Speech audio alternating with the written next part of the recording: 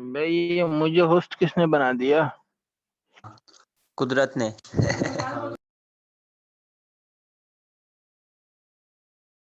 आ sir गए है sir. कहाँ? सर आ गए सर, अभी भी आए।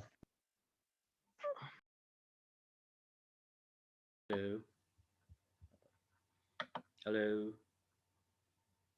हेलो। जी सर, जी सर। यस सर, आवाज आ रही है। अस्सलाम वालेकुम। वालेकुम।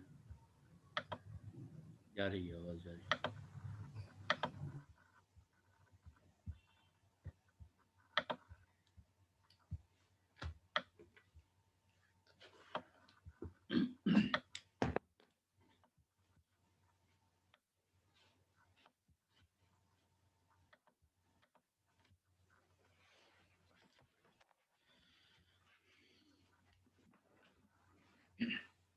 अच्छा जी, बिस्मिल्लाहिर्रहमानिर्रहीम।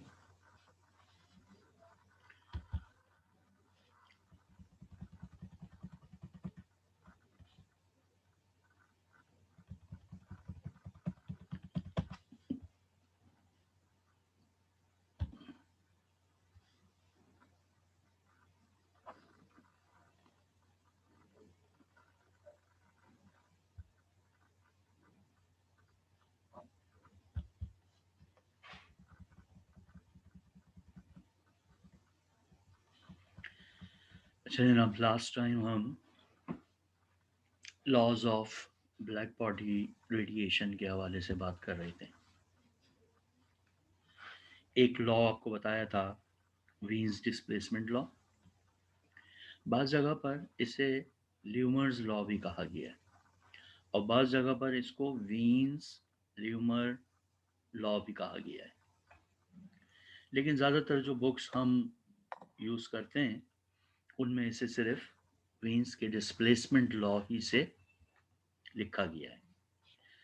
तो लास्ट टाइम हमने इसके बारे में बात की थी कि ये एक एक्सपेरिमेंटल लॉ है और इसमें temperature of a black body यानी absolute temperature of a black body और मोनोक्रोमेटिक इमिसिव पावर यानी किस वेवलेंथ के पास कितनी एनर्जी है, कितनी इंटेंसिटी है, कितनी पावर है। क्योंकि एनर्जी ही होती है जो पर यूनिट एरिया पर सेकंड के टर्म्स में अगर बात की जाए तो फिर वो पावर बन जाती है। एनर्जी पर सेकंड बात की जाए तो पावर बन जाती है। Energy power divided by area बात की जाए तो इंटेंसिटी बन जाती है। तो आप इसे इंटेंसिटी, एनर्जी, पावर किसी भी लफ्ज़ों में इस्तेमाल कर सकते हैं। तो वीन्स का डिस्प्लेसमेंट लॉ पता ये चला कि मैक्सिमम इंटेंसिटी वेवलेंथ यानी ऐसी वेवलेंथ जिनके पास सबसे ज़्यादा एनर्जी है, सबसे ज़्यादा मोनोक्रोमेटिक इमिसिव पावर है और उस ब्लैक बॉडी का टेम्परेचर एक दूसरे के साथ इन्वर्सली प्रोपोर्शनल होते हैं। यानी जैसे जैसे किसी चीज़ का टेम्परेचर बढ़ेगा तो वो अपना कलर चेंज करेगा। वजह, क्योंकि उससे जो वेवलेंथ हम तक पहुंच रही है, ज़्यादा से ज़्यादा एनर्जी वाली जो हम तक पहुंच रही है, वो वेवलेंथ तब्दील होने लगेगी, छोटी होने लगेगी।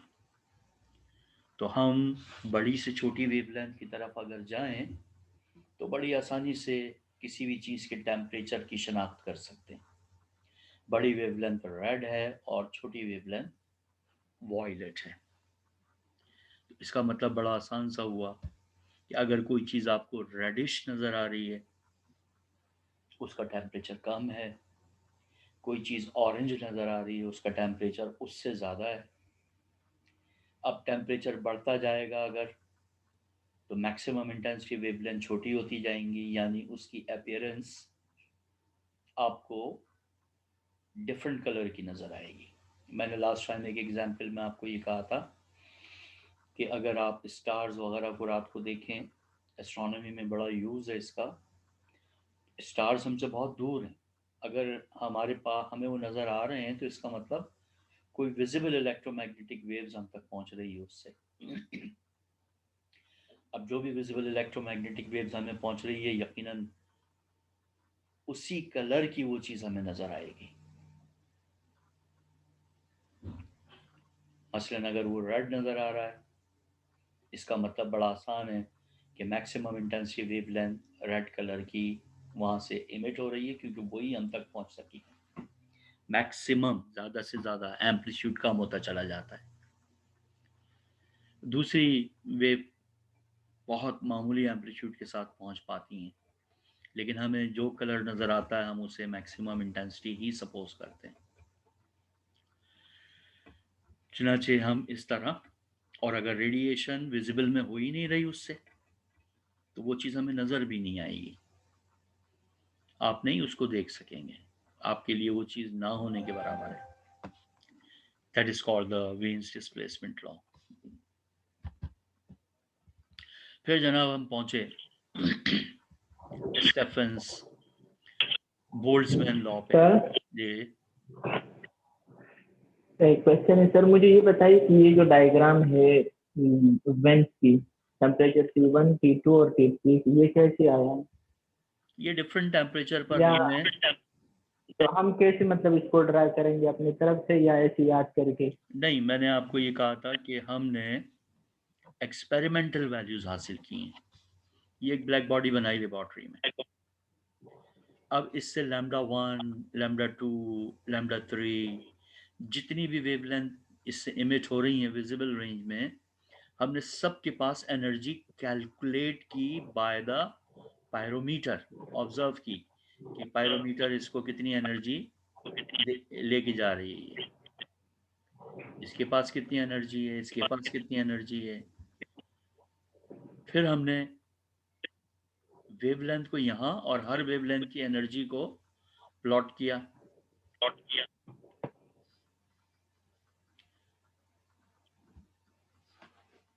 तो जो चीज़ आपको ग्राफ में मिली, यानी जो आपके पास जो न्यूमेरिक वैल्यूज़ है जो आपने वहाँ से हासिल की है, उसे प्लॉट किया है। तो टेम्परेचर बढ़ाते गए, फिर दोबारा नोट करते रहे।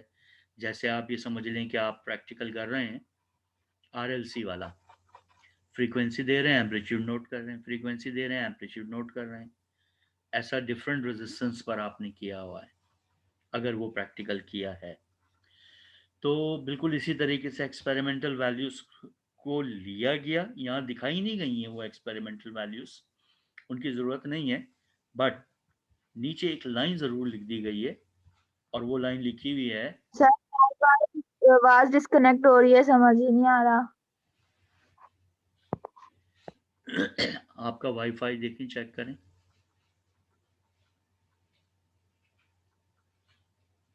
जिन लोगों को आवाज़ डिस्कनेक्ट हो रही है वो अपने वाईफाई को चेक करें। मेरे पास तो पूरे सिग्नल्स हैं।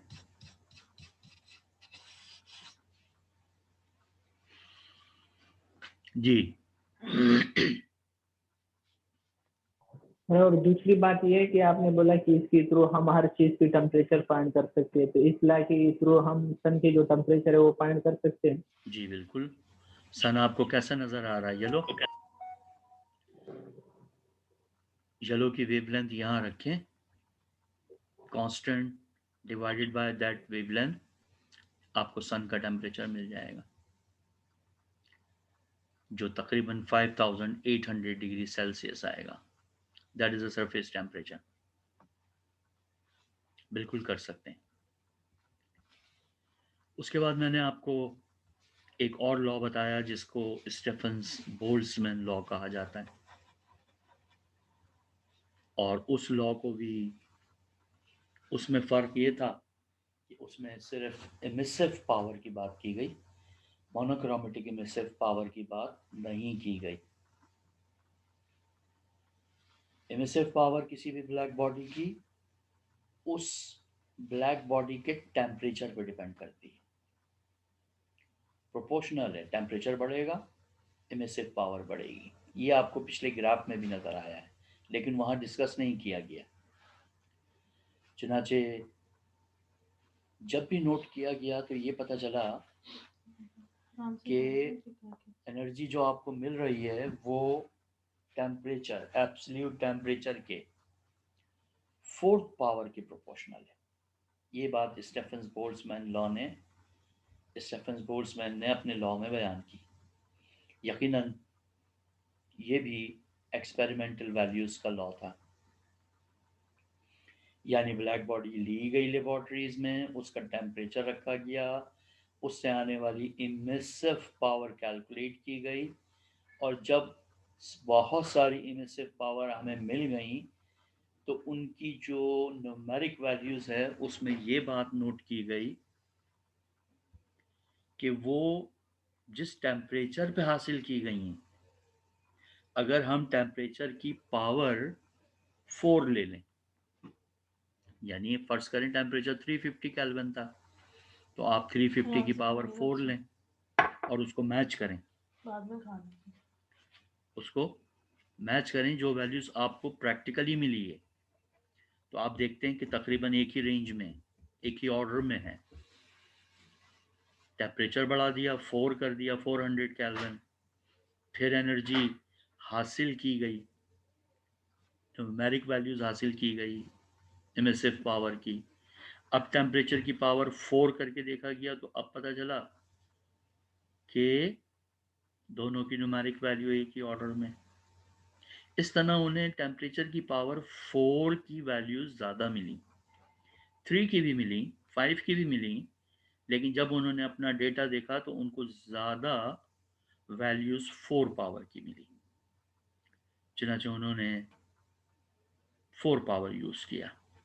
सिग्मा स्टेफन बोल्ट्जमैन कांस्टेंट कहलाया, और उसकी वैल्यूज भी मैंने आपको यहाँ लिख के दी हुई है।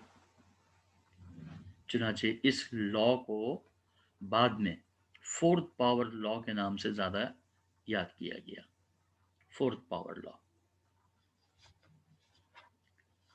यही चीज़ हमारे वीन साहब ने भी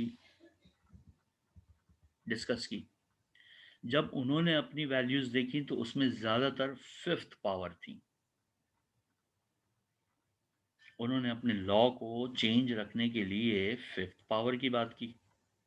द सेम वही चीज़ है जो ऊपर आप देख कर आ रहे हैं, बस फ़र्क ये है कि ये वीन्स ने बनाया ये रिलेशन, और उसने 4 पावर नहीं ली, उसने 5th पावर ली, क्योंकि उसके डेटा में, उसके प्रैक्टिकल डेटा में ज़्यादातर 4th पावर की वैल्यूज़ के बजाय 5th पावर की वैल्यूज़ ज़्यादा आई।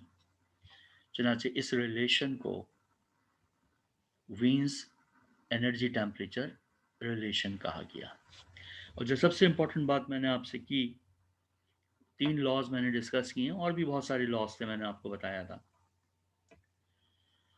लेकिन ये वो लॉज हैं जो अक्सर हमारे बुक्स के अंदर मौजूद हैं और ये कह लीजिए कि सिलेबस में मौजूद हैं, उन्हें ही हमने डिस्कस किया है।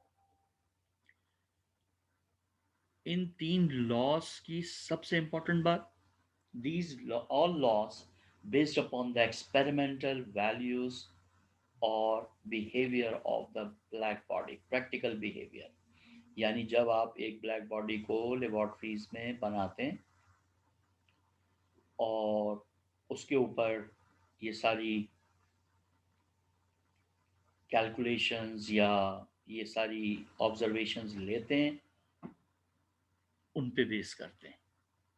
यानी कोई ऐसा नहीं है, ये डेटा यहाँ दिखाया नहीं गया है, लेकिन ये सारे के सारे एक्सपेरिमेंटल प्रैक्टिकल वैल्यूज की बुनियाद पर ये लॉ बनाए गए।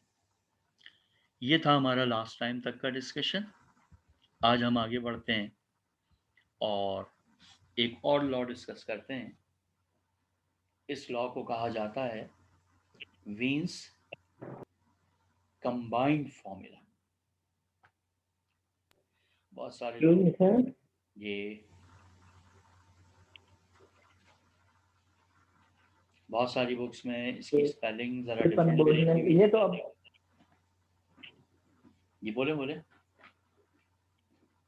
ये तो ब्लैक बॉडी रेडिएशन के हवाले से है ना, तो ये पहली ला क्या फेल हो गई जो दूसरी ला उन्होंने पेश किया, या इसकी वजूहत क्या है कि एक के बाद दूसरी ला अबाउट ब्लैक बॉडी रेडिएशन आया? डिफरेंट साइंटिस्ट हैं, अपने अपने तौर पे एक्सपेरिमेंट कर रहे हैं और लॉ बना रहे हैं, ठीक है। यानी आप मना तो नहीं कर सकते ना भाई तुम क्यों कर रहे हो ये एक्सपेरिमेंट। ये एक्सपेरिमेंट जो भी कर रहा है वो अपने तौर पे अपनी ऑब्जर्वेशन को सामने रखकर लॉ बना रहा है। बाज़ जगह लॉ एक जैसे हैं, अभी मैंने आपसे कहा और भी बहुत सारे लॉज हैं बिल्कुल इनकी तरह मिलते जुलते, डिफरेंट साइंटिस्ट ने बनाए, लेकिन हम उन्हें यहाँ डिस्कस किए बगैर आगे बढ़ रहे हैं, इसलिए कि जब किसी चीज़ को एक मरतबा डिस्कस कर लिया। लेकिन अगर आप देखें तो सिर्फ यहाँ वही 2 लॉज मिल रहे हैं जो वीन्स के। वीन्स ने बाद में दिया, जबकि स्टीफन बोल्ट्जमैन ने पहले दे दिया था ये लॉ। एक पावर 4 कह रहा है, एक पावर 5 कह रहा है, लॉस तो डिफरेंट है ना दोनों। की जो आउटलाइन है वो आपके पास रिटन फॉर्म में मौजूद है? क्या जो चीज़? हमारी कोर्स आउटलाइन है 4 सेमेस्टर की। इस वक्त तो नहीं है लेकिन मिल जाएगी। सर तो फिर आपको मतलब कैसे पता चला कि ये इस टॉपिक ये इन वाले बुक्स में ज़्यादातर जो बुक्स हमारे पास मौजूद हैं वो इन्हीं नाम से लॉज उसके अंदर आए हुए हैं, तो हम अपनी बुक्स को फॉलो कर रहे हैं, तो जिसमें और सिलेबस में भी वही बुक्स शामिल हैं। चुनाचे उन्हीं लॉज की बात की गई है।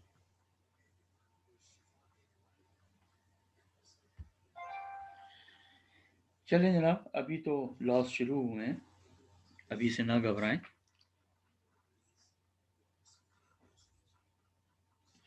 वीन्स के 2 हो गए, एक डिस्प्लेसमेंट और दूसरा एनर्जी टेम्परेचर। ये 2 लॉज वीन्स ने सोचा कि इन दोनों लॉज को कंबाइन किया जाए।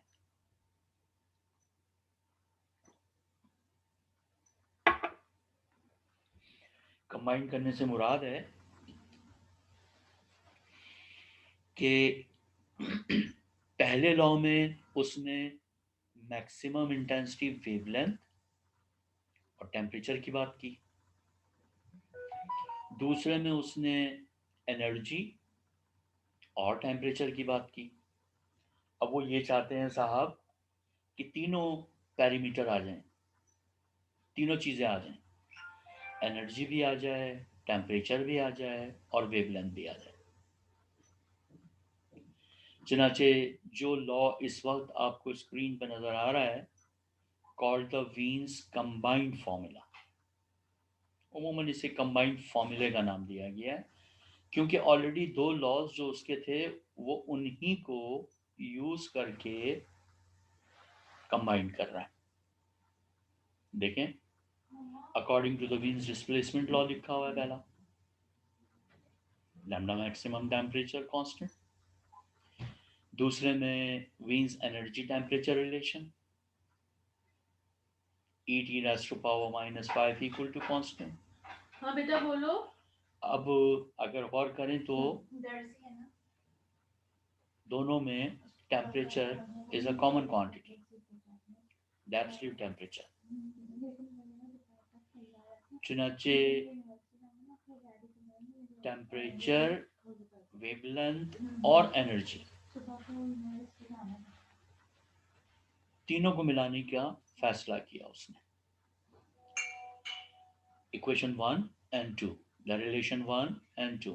तो वीन्स क्या कर रहा है? Wien's combine both relation 1 and 2 and by using classical concepts, और सारे classical concepts यूज हुए, यानी कि ज़रूरत नहीं है उस वक्त जो भी थ्योरीज मौजूद हैं, जो भी बातें मौजूद हैं, उन्हीं को इस्तेमाल करते हुए उसने एक दोनों को कंबाइन करके एक फॉर्मूला बना लिया जो इस वक्त आपके नज़र भी आ रहा है आपको। इस फॉर्मूले को नाम दिया गया वीन्स कंबाइंड फॉर्मूला। डेरिवेशन हमारे कोर्स में शामिल नहीं है इसकी, इसलिए आप डायरेक्ट दोनों इक्वेशंस का हवाला देकर कंबाइंड फॉर्मूला लिख के दिखाएंगे। क्या है कंबाइंड फॉर्मूला? जी सर एक बार और रिपीट कर देंगे आप? वीन्स ने अपने दोनों लॉज को कंबाइन करके अरे एक फॉर्मूला कर रही है। बनाया। दोनों लॉज कौन से थे वीन्स के? एक डिस्प्लेसमेंट लॉ और एक एनर्जी टेम्परेचर रिलेशन। ज़्यादातर मैथमेटिकल स्टेप्स थे कि किसी तरीके से उसने अपने जितने भी क्लासिकल कॉन्सेप्ट्स थे उनको इस्तेमाल करते हुए इन दोनों को एक इक्वेशन में बदलने की कोशिश की और बिल आखिर वो कामयाब हो गया। अभी मैंने आपसे ये कहा है कि इसकी डेरिवेशंस हम डिस्कस नहीं कर रहे हैं, हमारे कोर्स में शामिल नहीं है, वरना बहुत लंबी कहानी निकल जाएगी क्लासिकल के हवाले से। तो बस आप यही ध्यान में रखें कि वीन्स ने जो दौर है वो क्लासिकल थ्योरी का ही है अभी। तो जो भी लॉज उस वक्त मौजूद थे, जो भी तरीक़ाकार मौजूद था मैथमेटिकल एवरेज लेने का और मुख्तलिफ, वो सब इसमें इस्तेमाल किया। और ये फार्मूला जो ये लिखा हुआ है, एनर्जी यानी एमिसिव पावर, ई लिखा है हमने, emissive power, energy per unit area per second, C1 lambda raised to power -5 exponential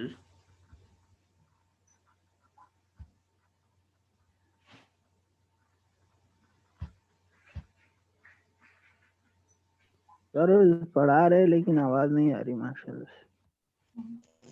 sir कुछ भी समझ में नहीं आ रहा है इस तरह सर। सर का नेट स्लो हो गया है आई थिंक। हेलो जी, जी सर आवाज आ रही है। दोबारा वापस इस वहीं तरह से तो शुरू समझ में करते हैं।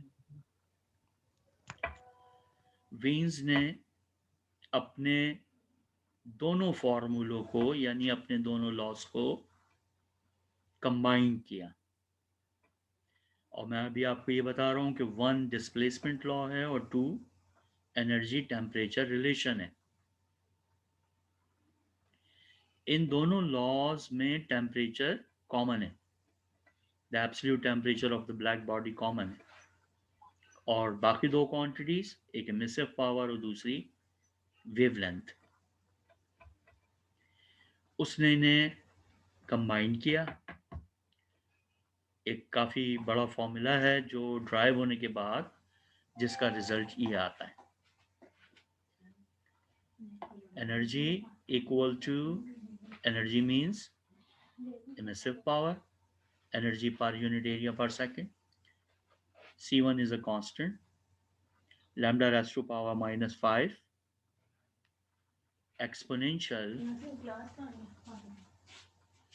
exponential की power -C2 upon lambda t,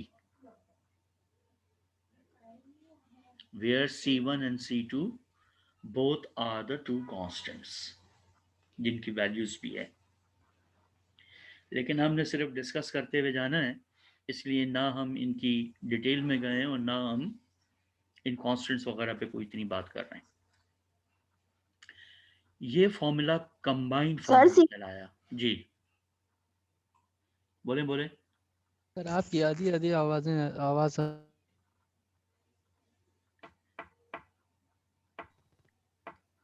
यार आप लोग जरा ये चेक करें कि आपके सिग्नल पूरे आ रहे हैं। सर बाकी सब की आवाज आ रही।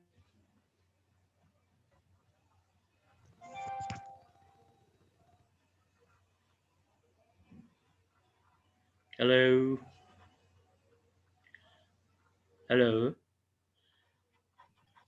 फिर से सर की आवाज चली गई। हेलो जी सर हेलो जी हेलो हेलो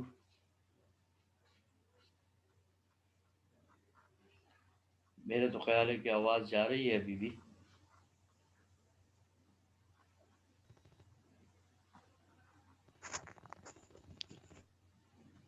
जी मगर आवाज आ रही है आपको?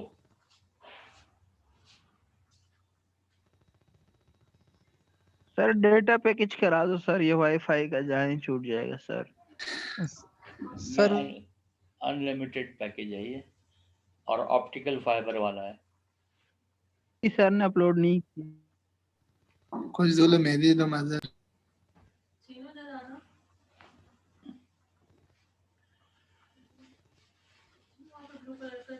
क्लास पे बोला सही वाला चुका। हेलो हेलो हेलो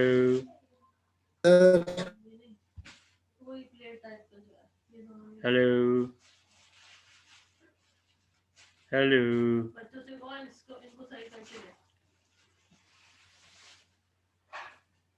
उससे पूछो कि वाईफाई गड़बड़ कर रहा है क्या?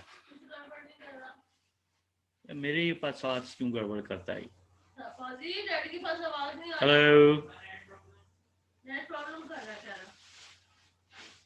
हेलो क्लास ले लो यार अमीर आज। मीटिंग एंड कर दो, होस्ट सर फिर आ गए और एंड कर देता।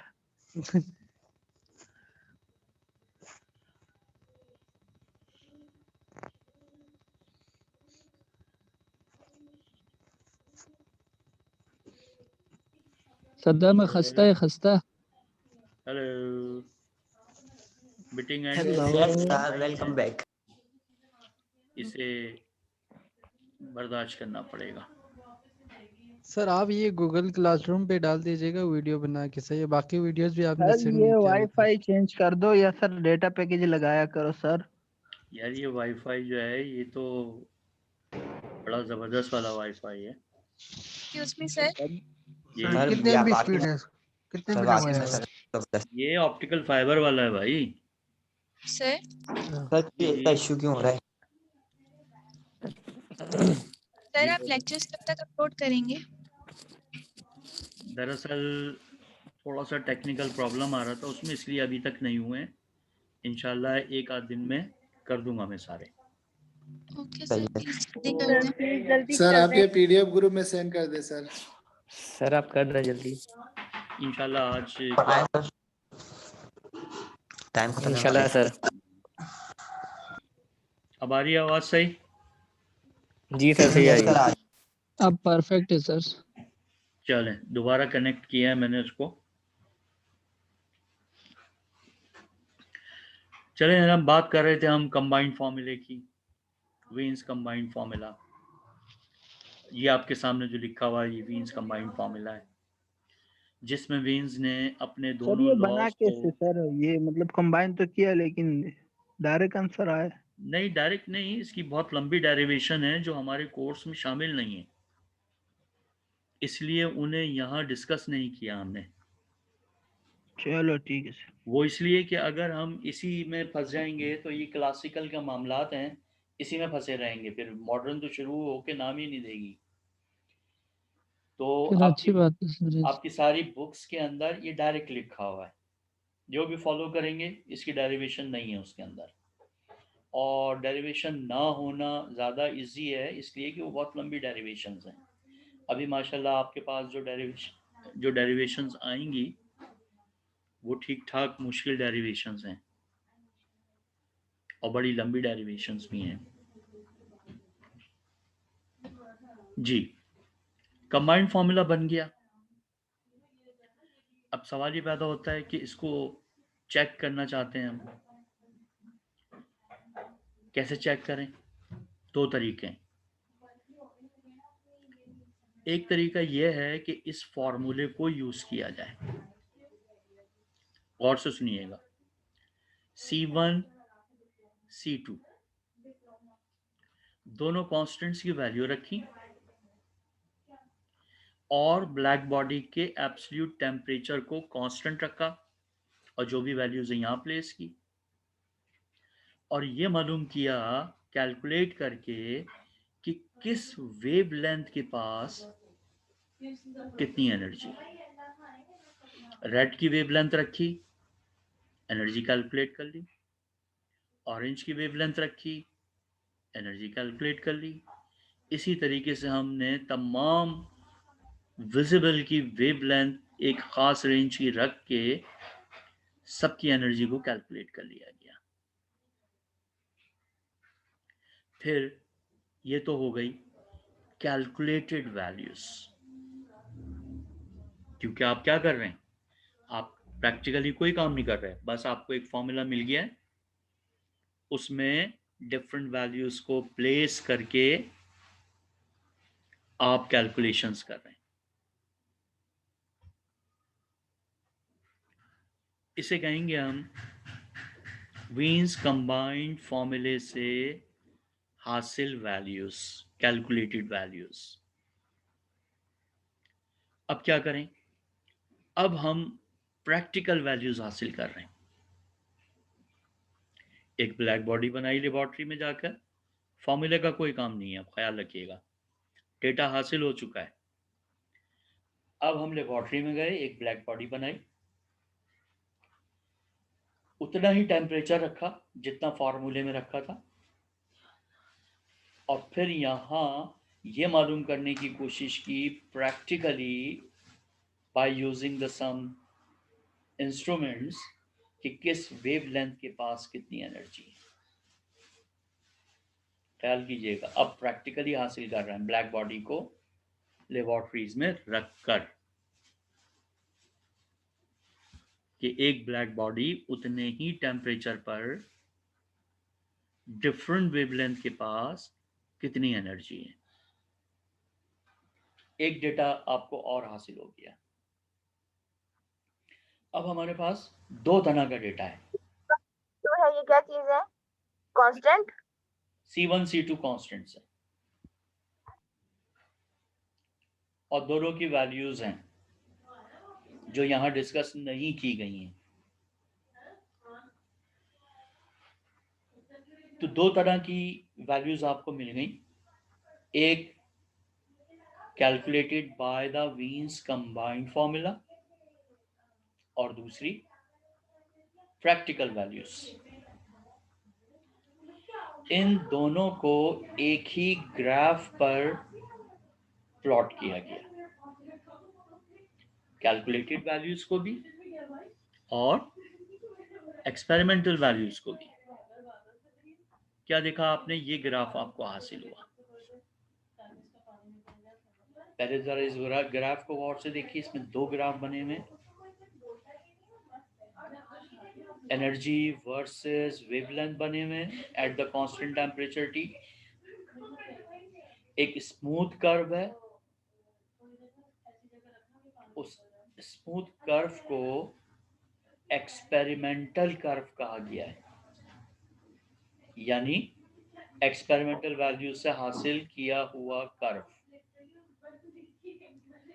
एक ब्रोकन लाइन में कर्व दिखाया गया है, उसके ऊपर लिखा हुआ है वीन्स फॉर्मूला, यानी वीन्स के फॉर्मूले से हासिल की गई वैल्यूज का कर्व। क्या देखते हैं आप कि जो छोटी वेवलेंथ है,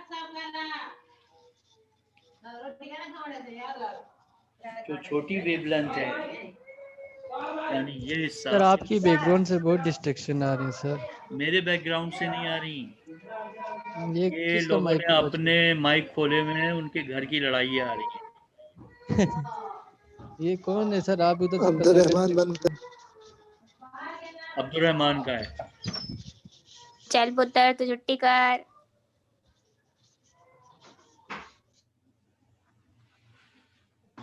अब्दुल रहमान के माइक से आई आवाज। जी यार उसको बोलना माइक बंद कर दे, माइक खोल के सो गया है क्या? छोटे भाई को पिटाई लग रही है उसके। सर आप खुद वहां से म्यूट कर दे उसको। मैं कर देता हूँ, फिर खुल जाता है। खुद भी तो खोल सकते हैं ना। मेरे पास सारे म्यूट हैं, लेकिन ये कि वो कोई कोई खुल जाता है वहां से, आप उनके अपने पास से। जी, तो ये आवाज़ें आपको अपने ही साथियों की आवाज़ें आ रही, वो सही इंस्ट्रक्शन किसी ने दीदी, चल पुत्र बंद कर देंगी।